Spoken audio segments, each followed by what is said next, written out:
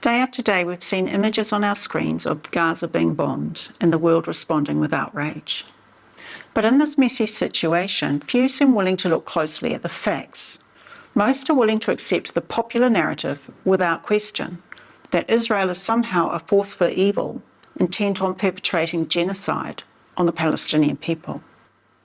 Let's not forget that on the 7th of October, it was Hamas that broke a ceasefire and instigated a slaughter of Israelis and other nationals, which saw 1,200 Israelis and other nationals murdered, 8,900 injured, and around 238 kidnapped, including babies and children. Hamas knew it would provoke a massive reaction from Israel, and this was in fact their goal. Hamas also knew its attack on Israel would cost many Palestinian lives, and they welcomed it. In their view, nothing is more honourable than becoming a martyr. And indeed, from childhood, Palestinians are encouraged to become martyrs while killing Jews. There was no strategic goal in the 7th of October attack, other than torturing, mercilessly killing innocent people and starting a war. And yes, civilians are dying in Gaza. But why is that? Because Hamas intentionally and cynically uses Palestinian civilians as human shields. Hamas sets up its bases under hospitals and schools and mosques. Ample evidence has been uncovered in the past couple of weeks for those interested in the truth. Still, it's hard to see the images of civilian casualties. However, we don't actually know how many have died or who they are.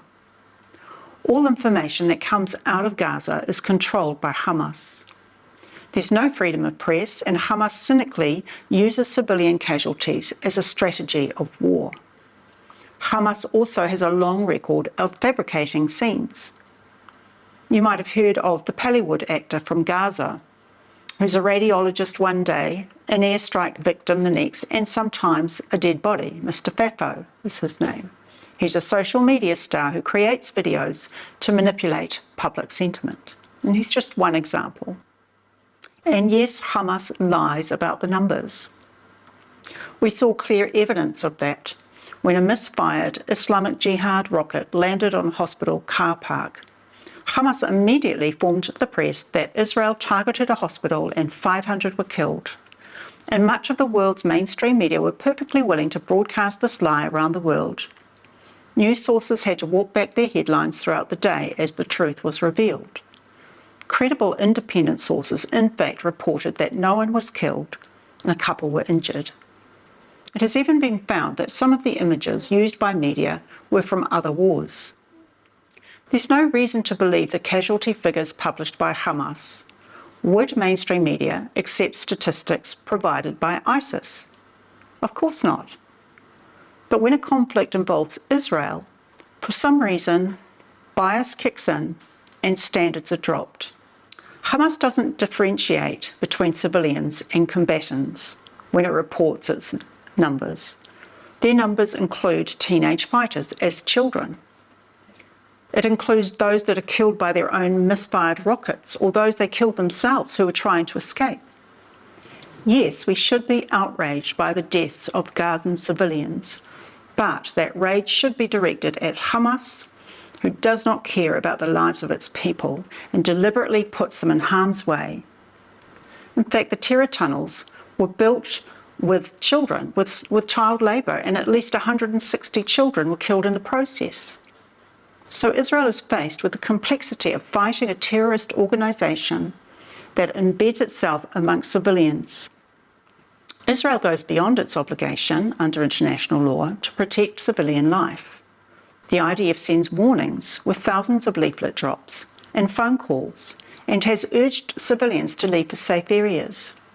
Israel has given time for civilians to evacuate from the north, while Hamas has tried to prevent them, setting up roadblocks and even firing on civilians. Meanwhile, the world is ignoring the fact that Israelis are living under the constant stress of bombing, as Hamas has fired at least 10,000 rockets on Israel so far. Hundreds of thousands of Israelis are displaced, some of their communities razed to the ground. Many are traumatised over the murder of friends and relatives, and life will never return to normal for some of them. Life is disrupted as thousands have had to go to war. This, in addition to the massacre denial Israel's facing, and the negation of the voices of Israeli rape victims. Apparently, the Me Too movement has no place for the voices of Israeli women. Let me ask you this: what would you do if there lived an hour from your main city a group that declares in its charter it's an intention to annihilate your people? A group that's demonstrated its willingness to carry out the most vicious murder, rape, burning people alive, baking a baby in an oven while its mother was raped, beheadings, mutilation of bodies.